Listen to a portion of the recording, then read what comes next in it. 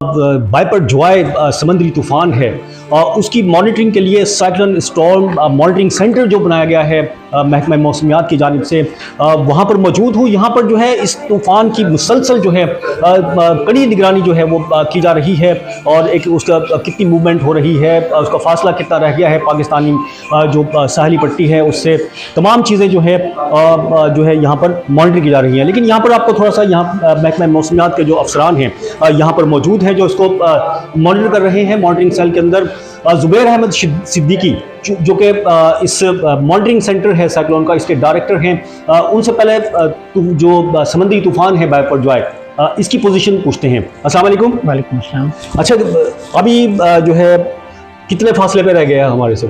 देखिए, इस वक्त तकरीबन कराची से 590 किलोमीटर दूर है जुनूब में, और ये इस वक्त तो इसका रुख बिल्कुल शुमाल की जानिब है, लेकिन कल से इम्कान है कि ये शुमाल मशरक़ की जानिब इंडियन गुजरात की जानिब अपना रुख करेगा, और फिर जुमेरात की सुबह वहाँ पे लैंडफॉल करेगा। 15 जून? जी, जुमेरात 15 जून की सुबह। 15 जून की सुबह के वक्त जो है इंडियन गुजरात। जी। अच्छा, यहाँ पाकिस्तान में जो है सिंध की जो साहली पट्टी है जी पूरी, कौन कौन से डिस्ट्रिक्ट इससे मुतासिर होंगे? अच्छा, देखिए, हम कह सकते हैं कि पाकिस्तान के साहली इलाकों पे बराह रास्त ये नहीं टकराएगा, इम्कानात यही जाहिर कर रहे हैं। लेकिन इंडियन गुजरात में टकराने के बावजूद, क्योंकि वो फासला काफ़ी करीब है हमसे वाक़ है, तो पूरे सिंध पर इसके असरात पड़ेंगे।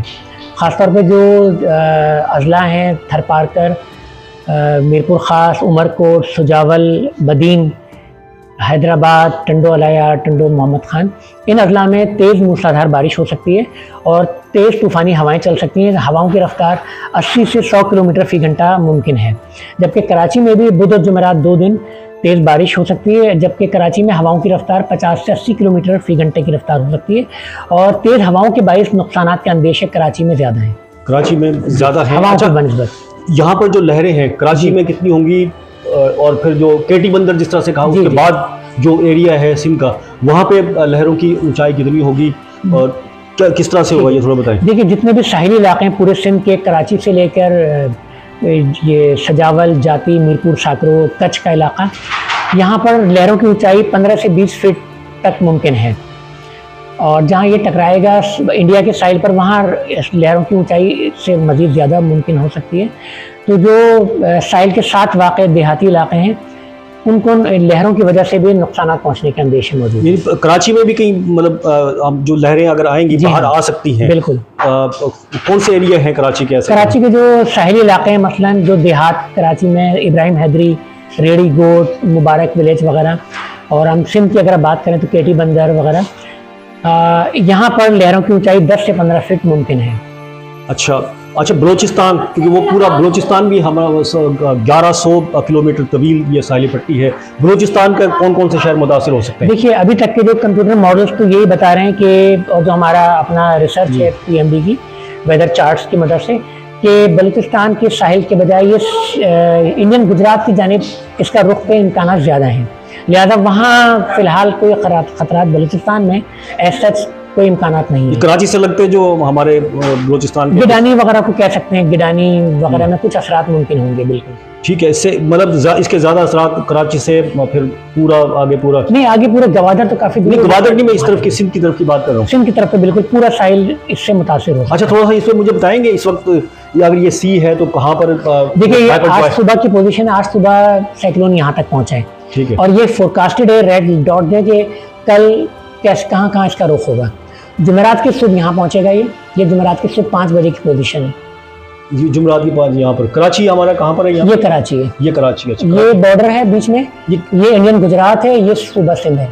सूबा सिंध है। अच्छा, इस यहाँ पर जो यानी कि आबादी खाली जिस तरह से आप बता रहे हैं, तो जितनी ऊंची लहरें हैं ख़ासतौर पे जहाँ ये इंडियन गुजरात से जो इलाका हमारा करीब पड़ता है, वहाँ पर तो खाली कराना पड़ेगा फिर वो। देखिए, हमारा काम मौसम की फोरकास्ट प्रोवाइड करना है जी। अब आगे एडमिनिस्ट्रेशन जो है उनकी जिम्मेदारी है कि वो क्या करते हैं। किस तरह से आपका जो मॉनिटरिंग सेंटर है किस तरह से काम कर रहा है?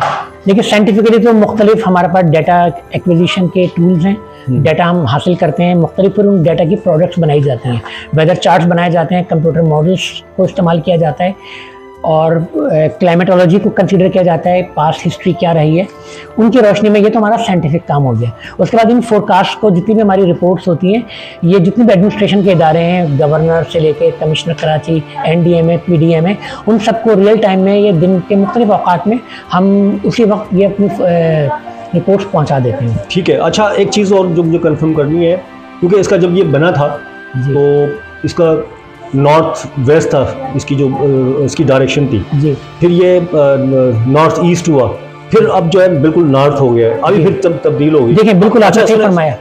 अब कोई तब्दील होने का है कोई ये एक्यूरेट रूट, ये वाज़ेह सूरत हाल आ गई सामने, ये तब्दील हो सकता है? देखिए जितने एक्सपर्ट ओपिनियंस हैं हमारे, कंप्यूटर मॉडल्स को हम इस्तेमाल करते हैं और जो हमारे टूल्स हैं, साइंटिफिक टूल्स, उनके मुताबिक 80% कॉन्फिडेंस लेवल है हमारा कि यही रूट रहेगा जो मैंने आपको फोरकास्ट दी है।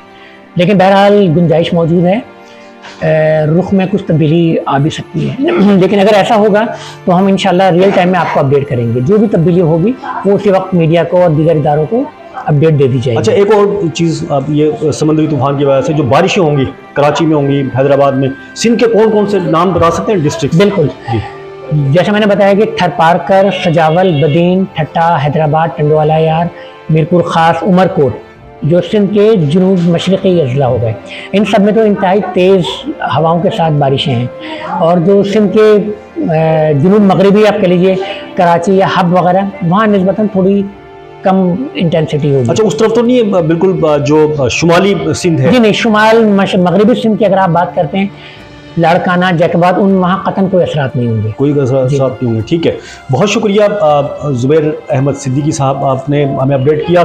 ज़ुबैर अहमद सिद्दीकी जो कि यहाँ पर मेट कॉम्प्लेक्स के अंदर जो मॉनिटरिंग सेंटर बनाया गया है साइक्लोन के लिए, उसके डायरेक्टर यहाँ पर हमें तफसीलात से कर रहे थे और एक्चुअल जो पोजीशन है जो समुद्री तूफ़ान बाइपर जॉय की, वो हमें बता रहे थे और इसके असरात भी बताए, कहाँ पर कितने %, कहाँ पर बारिश होगी, कितनी तेज़ हवाएं चलेंगी, सब कुछ बताया। और मज़ीद अपडेट के साथ फिर हाजिर होंगे। जब तक के लिए अब्दुल कदीर राना को इजाज़त दीजिए। अल्लाह हाफ़िज़।